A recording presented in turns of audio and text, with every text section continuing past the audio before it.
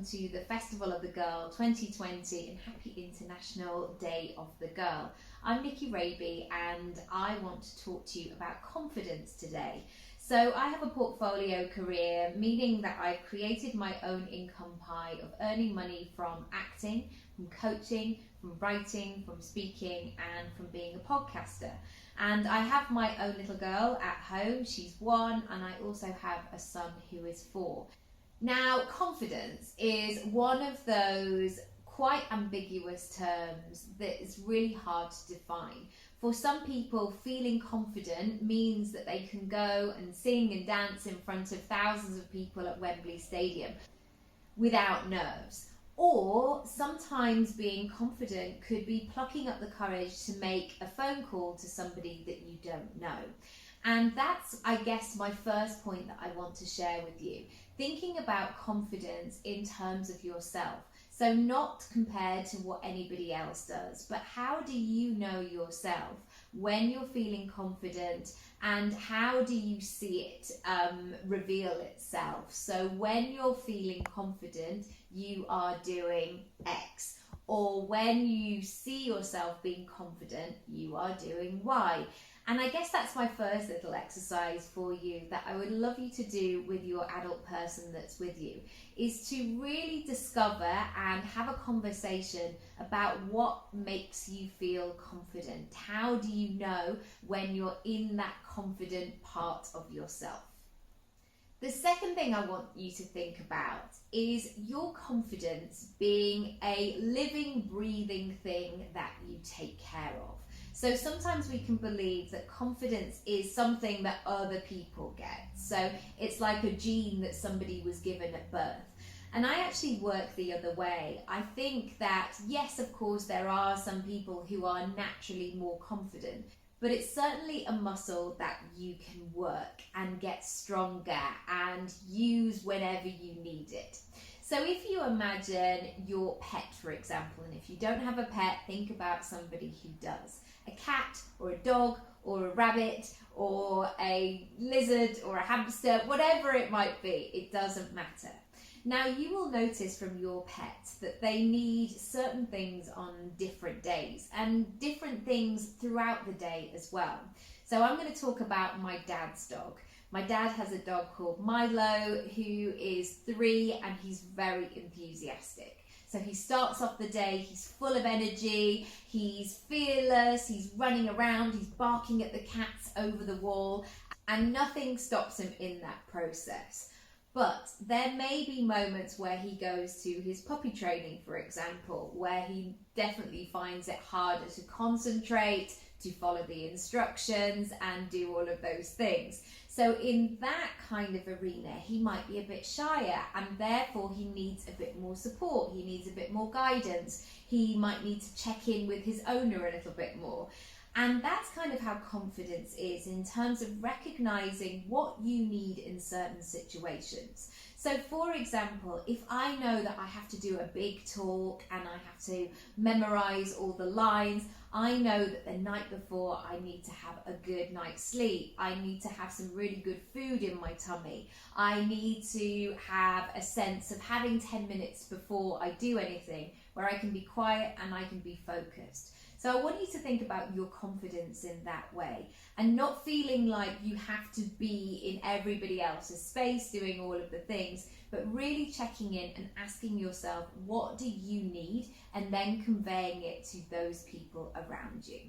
Step number 3 is a technique I use all the time when I know that I have to do something that pulls me out of my comfort zone.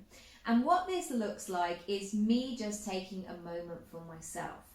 So I try and find a comfortable position, whether that's just sitting down or lying down. You might not be able to lie down if it's at school, or you can do this in a chair or in any sort of circumstances that you can. You don't even have to close your eyes for this. This is just about being quiet just for a moment.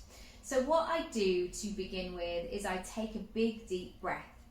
And I really listen to my breath and I start to regulate it in the way that I can control it, I guess. So I take some big deep breaths in and big deep breaths out. And what I'm doing alongside that is as I'm breathing in, I'm thinking about all the positive things that I've done previously. So I'm thinking about different moments where I felt really confident, or successes that I've had, or how I felt when I was star of the week at school, or whatever it might be for you. And what I do on each of those breaths as I breathe in is I think about those positive things. And as I exhale, as I let that breath go, I choose to let go of any fears or nerves or anything that's going to hold me back. And what you'll find is the more that you bring these things in, you will start to feel more positive, more happy, more in control, and then you'll be able to let go of things that don't serve you. The fourth one is an exercise that you can do with your adult or your friends in the playground or whoever it might be. Somebody that you trust, somebody that you can play this game with and also feel like you can get it wrong sometimes. I think sometimes there is this need and this pressure to be perfect all the time and to get the right answer immediately. But I want you to enjoy this process and I want you to play around with how it will work for you. So one of the things that you'll have to do in your life, and certainly I have to do it every single day, is learn how to introduce yourself without feeling like you're apologizing or without feeling like you're stumbling over your words, but to be able to do it in a way that you feel really strong, you feel like you're communicating, and the person on the receiving end is really receiving what you're saying. So firstly, I want you to think about how you say hello and what your name is. And then perhaps with your adult or whoever you're doing this game with, I want you to practice shaking somebody's hand and connecting with them and making eye contact and feeling like this can be an effortless thing, because the last thing that you want to do in this circumstance, and this might be the first thing that you do when you're practicing this exercise, is to say hello to somebody and be looking at the floor and not making eye contact and kind of fiddling with your clothes and just sort of looking everywhere apart from focusing on the person. So this is going to be a skill. If you can master it, if you can tweak it, if you can make it work so it feels really good to you, you're going to use it again and again. Another thing that people are going to ask you quite often in these circumstances, whether it's somebody asking you in an interview or if you're interviewed for the newspaper, if you won sports day, somebody might ask you some questions. I want you to think about what you really like and what you want to be known for. What are the things that people always say about you? What are the really positive things that you want to share? Maybe what are the things that you feel passionate about? I want you to become familiar with these things, because these are all really lovely building blocks that you can start to add into your conversation. And remember, people want to get to know you. They want to get to know what you're all about. They want to get to know you better, and they want to have a really thriving, interesting conversation. So I want you to do that now as a little exercise as well, and ask the other person first perhaps, what are you interested in? What causes do you believe in? Who are the people that you like to watch on the TV, for example? What are you most excited about? Have a look at some conversation starters there and think about how you can build those into your confidence toolkit. The final thing that I want to share with you today is the power of the open question. So these open questions are going to give you lots of clues and lots of information from the other person. So it's not just going to require a yes/no answer. These open questions begin with words such as what, why, how, where, and who.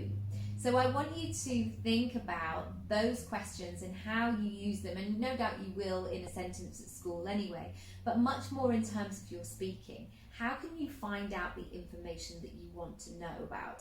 How can you be a real participant in that conversation? How can you be proactive? So using these questions and becoming really familiar with them, they will increase your confidence by actually doing the thing. So confidence is one of those things. Imagine it like a wheel on a bike. So you're not going to understand how fast or how slow your bike is going to go just by looking at it. What will start to become really noticeable is when you actually get on that bike and you feel the wheels going round and you build momentum in that way. It's kind of like that with the confidence. What I would love you to do is to think about how you can practice these things every day. Maybe it's asking a difficult question. Maybe it could be that you're the person who asks the direction or the difficult question that maybe your friend doesn't want to. I want to challenge you today, but also encourage you to practice these in a safe space with somebody who will go back and forth in this way. So of course you could leap out of your comfort zone immediately and ask a really scary, terrifying question. But if that feels too much of a stretch, how else could you do that? Could you start to ask some interesting questions with your mum or your dad or grandparent or a sibling or a friend? How could you make that work for you? Because remember, the more you actually say it out loud, the more that you practice this, the easier it will become. So I hope you enjoyed these confidence tips, and hopefully you can take them with you and you can pull them out of your bag of tricks whenever you might need them. I would love to hear what you thought of this by leaving a comment down below this video and perhaps sharing what you're going to do next or which of the 5 points you really resonated with. You can also use the hashtag, which is the Festival of the Girl 2020, or the hashtag The Future Is Hers. You're also welcome to follow me across social media at Nicky Raby and let me know what your next steps are. Thanks again for being part of it, and I look forward to watching what you do in the future.